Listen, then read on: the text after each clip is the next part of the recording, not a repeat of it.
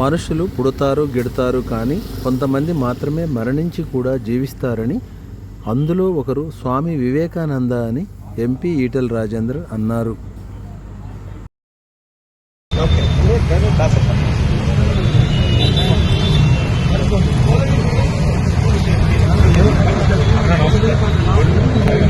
వివేకానంద స్వామి వారి స్ఫూర్తితో దీప్తితో దద్దరిల్లుతూ మార్మవుతోంది. యువతకు భవితను అందించేటువంటి విలువలు సంప్రదాయాలు ఒక భూమికగా భారతదేశం ఈటెల రాజేందర్ గారికి, జస్టిస్ చంద్రయ్య గారికి, మరి పెద్దలు పిఎస్ నారాయణ గారికి ఒకసారి మీ అందరి చప్పట్లతో స్వామి వివేకానంద గారికి నమస్కరించుకున్నాం. మిత్రులారా, నారాయణ గారికి స్వాగతం. గురువు గారు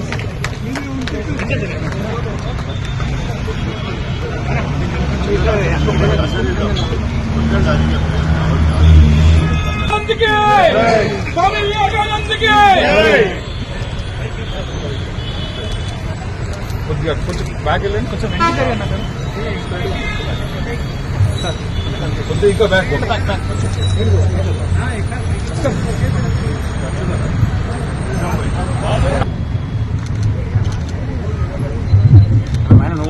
దయచేసి అందరూ కూడా కూర్చోవలసిన కోరుతున్నాం మిత్రులరా.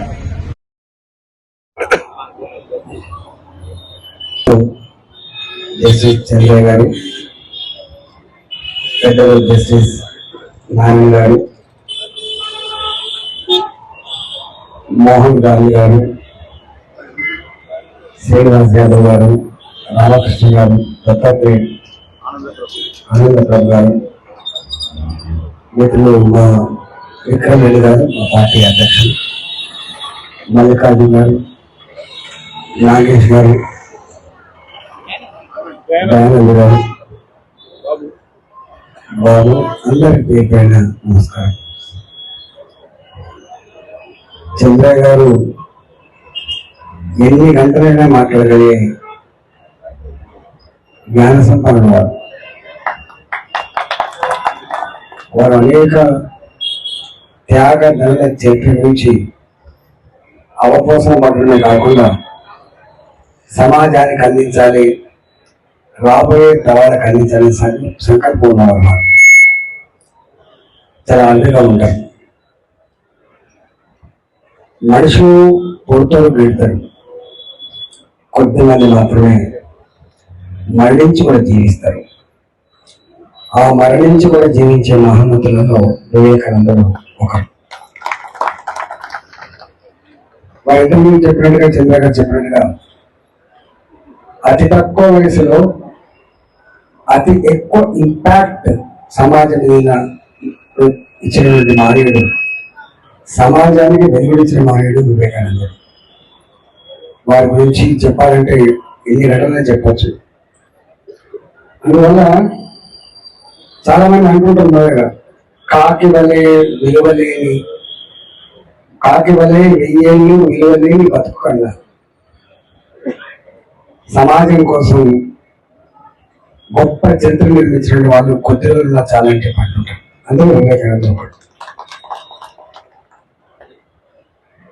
వారు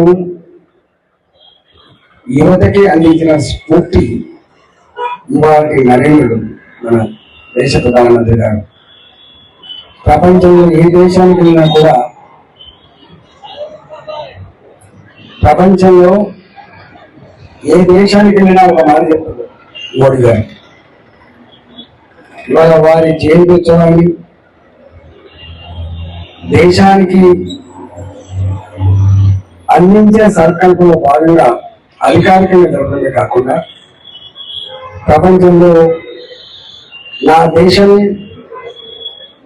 యువశక్తి గల దేశం, జ్ఞానవంతమైన దేశం, ఆరోగ్యవంతమైన దేశం, రేపటి కాలంలో ఒకనాడు విశ్వగురువుగా పంపిన నా దేశం రాబోయే కాలంలో కూడా మళ్ళీ విశ్వగురువుగా వర్తిల్లే ఆస్కారం ఉందని నొక్కి వక్కాయించిన నాయకుడు మోడీ గారి వల్ల. చంద్రబాబు సార్ గారికి, ఇక్కడ ఉన్నటువంటి నారాయణ గారికి బాగా తెలుసు. అలాంటి ప్రైవేట్ స్కూల్ లేవు.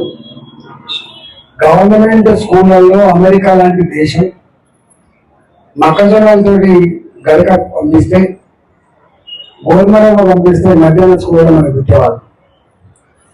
భారతదేశం ఆనాడు పేద దేశం, కరువు కాటకాలతో ఆకలితో అలమటించిన దేశం. అందువల్ల భారతదేశాన్ని థర్డ్ వరల్డ్ కంట్రీ, మూడో ప్రపంచ దేశంగా పిలిచేవాళ్ళు మనం. అట్లాంటి భారత్ ఇవాళ ఫస్ట్ వరల్డ్ కంట్రీ అంటే అమెరికా, రష్యా ఉంది ఒకనాడు. ఇవాళ అమెరికా, చైనా కూడా ఉంది. సెకండ్ వరల్డ్ కంట్రీస్ అంటే యూరోప్ కంట్రీస్ ఉండేది. థర్డ్ వరల్డ్ కంట్రీస్ అంటే పాకిస్తాన్, భారతదేశం, బంగ్లాదేశ్ లాంటి దేశాలు ఉండేది. కానీ అలాంటి మూడవ ప్రపంచ దేశానికి చెందినటువంటి దేశం ఇవాళ అగ్రగామి దేశంగా ఎదుగుతున్నది భారతదేశం.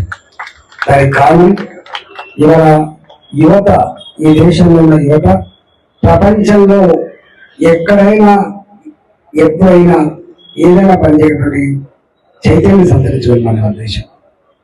ఇవాళ అమెరికాలో డాక్టర్లుగా, సాఫ్ట్వేర్ ఇంజనీర్లుగా, శాస్త్రవేత్తలుగా అనేక దేశాలు అనేక రకాల సర్వీస్ అందిస్తున్న దేశం.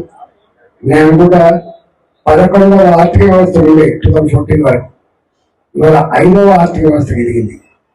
ఇవాళ 3వ ఆర్థిక వ్యవస్థ ఎదగాలని చెప్పి కలిగినట్లు మోడీ గారు 2047 స్వతంత్రాన్ని తెచ్చుకొని 100 సంవత్సరాలు పూర్తి చేసుకునే సందర్భంలో వికసిత్ భారత్ పేట ఈ దేశం ప్రపంచంలోనే అగ్రగామి దేశంగా నిలవాలని చెప్పే సంకల్పం అయితే ఉందో ఆ సంకల్పానికి కారణం వివేకానంద స్ఫూర్తి.